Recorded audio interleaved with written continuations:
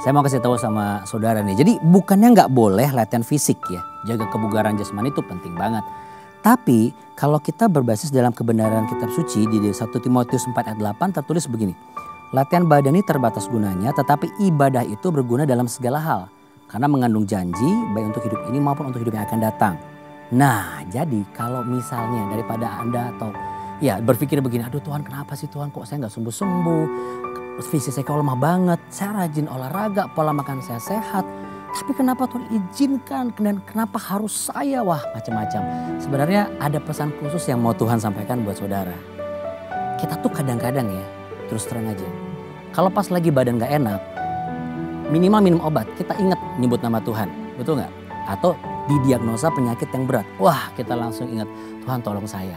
Tapi kalau keadaannya baik-baik aja, menang tender. Kemudian habis sakit sembuhnya cepet, langsung dapat pasangan hidup, apalagi pasangan yang ideal, terus punya uang banyak, tingkat kehidupan udah ganti nih, lebih bergaya, lebih berkelas, ya jujur-jujur aja. Jangankan menyebut nama Tuhan, lah ingat namanya aja belum tentu, apalagi ngerasain kuasanya, karena apa? Kan semuanya baik-baik aja.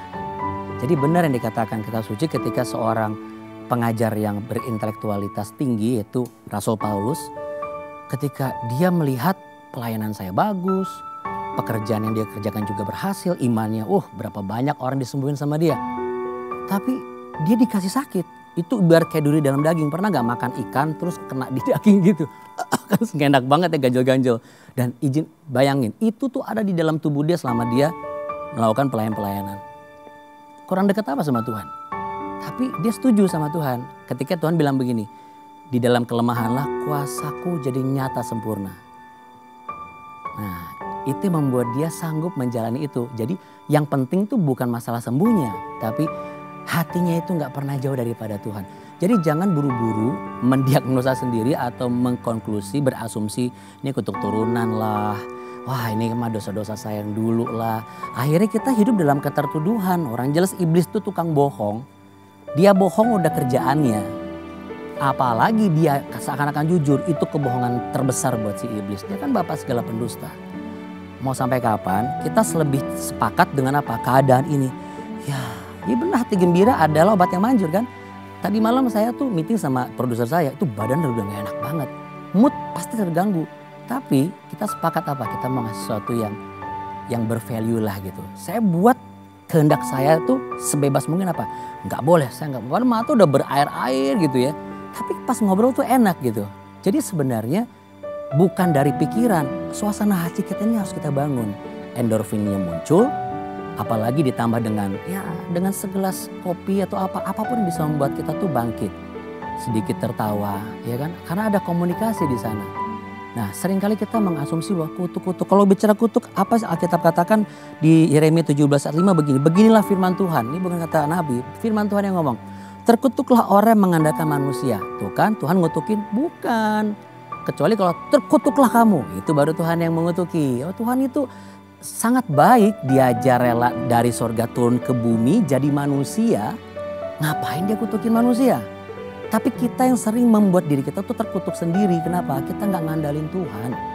Kita udah mulai ngandalin manusia. Kita mau mengandalkan pikiran kita sendiri, kekuatan kita sendiri. Kita pikir dengan ini ya. Kita nggak sadar ada hal yang lebih penting. Apa itu? Saya lebih sering ibadah kok. Saya nggak pernah lepas dari doa. Kurang dekat apa saya dengan Tuhan? Lanjutin lagi. Yang mengandalkan manusia, mengandalkan kekuatannya sendiri dan yang jauh dari Tuhan? Bukan, yang hatinya menjauh dari Tuhan. Ini yang menjadi persoalan.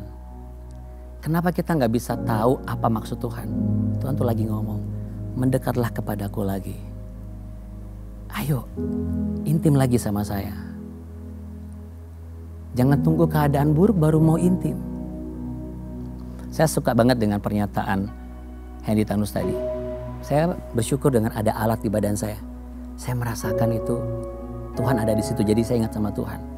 Berarti apa? Penting sekali yang namanya hati kita itu dekat di dalam Tuhan, dekat dengan Tuhan. Ibarat tuh ngobrol tuh berdua gitu loh.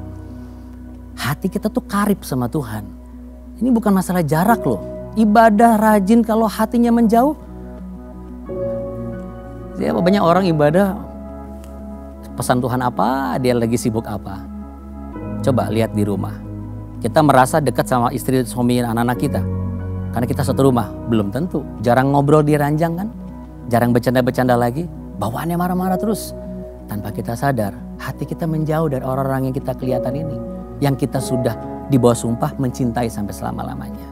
Tapi kita lakukan semua perkataan yang kasar dan yang tidak pantas. Tanpa kita sadar, hati itu menjauh. Ayo, sekarang saatnya kita untuk segera melakukan tindakan yang nyata. Anda mau nggak? Kalau Anda lakukan ini, saya sangat percaya.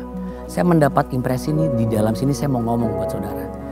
Kalau Anda adalah orangnya, saya perkatakan Anda pasti disembuhkan saat ini. Tidak ada yang tidak mungkin bagi Tuhan. Maukah Anda berdoa dengan saya? Letakkan tangan di dada dan kita berdoa. Tuhan Yesus yang baik, aku bersepakat dengan mereka yang saat ini. Bahwa selama ini mereka menjauh daripada Tuhan tanpa sadar. Ikuti kata-kata saya saudara yang terkasih. Tuhan, aku sadar saat ini. Hatiku sudah mulai menjauh daripadamu. Dan saat ini aku mau rekomitmen lagi sama Tuhan. Aku mau mendekat lagi sama Tuhan. Ampuni aku Tuhan dan terima kasih buat kesempatan yang luar biasa ini.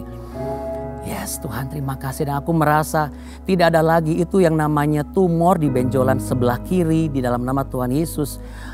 Ginjal, engkau 2,5 tahun setiap minggu engkau cuci darah. Saya perkatakan engkau tidak lagi cuci darah. Ketika engkau rekomitmen lagi sama Tuhan. Bahkan migran, kemudian vertigo, lalu kaki sebelah kanan sudah mulai mati rasa. Saya mau perkatakan ketika orang komitmen lagi sama Tuhan, mendekat lagi sama Tuhan, dan belajar untuk mengatakan, aku juga merindukanmu Tuhan. Lihat bagaimana kesembuhan sedang Tuhan kerjakan saat ini. Dan aku percaya bahwa Yesus Kristus telah menyembuhkanmu sebab dialah penyelamatmu mulai hari ini. Sama-sama katakan amin. Yes, amin. Percaya saudara, kesembuhan sedang berlangsung saat ini. Kalau nggak percaya coba lihat telepon Sahabat 24. Tanya sama mereka. Itu katanya kalau percaya ada kesembuhan terjadi, mereka pasti akan yes. Karena yang lebih dahsyat adalah bagaimana Tuhan itu sayang sama saudara. Jangan pernah pandang kesakit itu adalah musibah. Karena di dalam Tuhan, keadaan buruk bisa Tuhan ubah menjadi sesuatu yang baik. Karena dari keadaan buruk, Tuhan sedang berbicara kepada kita. Aku merindukanmu. Karena hatimu sudah mulai menjauh dariku. Nah, kalau mau telepon Sahabat 24 jangan sekarang. Nanti setelah selesai program ini yang pastinya. Jadi mind, body, and soul. Body dulu deh, bangun tidur, terus mandi. Jangan lupa gerak-gerak dikit lah supaya badan tuh nggak kaku-kaku. Ya tiap hari begitu Anda pasti sehat. Lalu yang kedua, soul, penting. Nah, supaya soulnya itu sehat, dapatkan website yang memberikan inspirasi dan juga motivasi. Anda ketik www.jawaban.com, follow sosmednya kami, Anda akan dapatkan suplemen yang menyehatkan jiwa Anda. Kenapa? Karena program itu menyehatkan semua. Dari mulai ajakan berdonasi, ini adalah satu ajakan yang encourage secara jiwa kita bahwa kita merasakan apa yang dirasakan oleh orang lain, dan itu berdampak positif buat kesegaran jiwa kita. Ya. Lalu kemudian juga pembicaraan yang bisa Anda lakukan berkaitan dengan financial ataupun juga media untuk anak-anak kalau Anda sudah berkeluarga, bahkan untuk memastikan mind Anda itu, ya your mind, pikiran Anda itu nggak kusut, ini dikeluarin. Ngomong di Sahabat 24, curhatlah dengan sahabat baru Anda. Itu komunitas yang benar. Semua usulnya pasti usul-usul yang baik. Tidak akan mungkin membuat Anda masuk ke jurang yang membuat Anda makin hancur lebur. Karena tujuan kita ngobrol sekarang ini kan supaya apa sih? Supaya apapun masalah Anda, itu Anda nggak pusing lagi. Betul nggak? Ya, karena tinggal satu aja. Di dalam Tuhan kan pasti ada solusi, ya kan? Dan kalau kamu telepon Sahabat 24, bisa juga menemukan Tuhan di situ. Karena Dia jawaban segalanya. Tetap sehat ya. Mensana in corpore sano.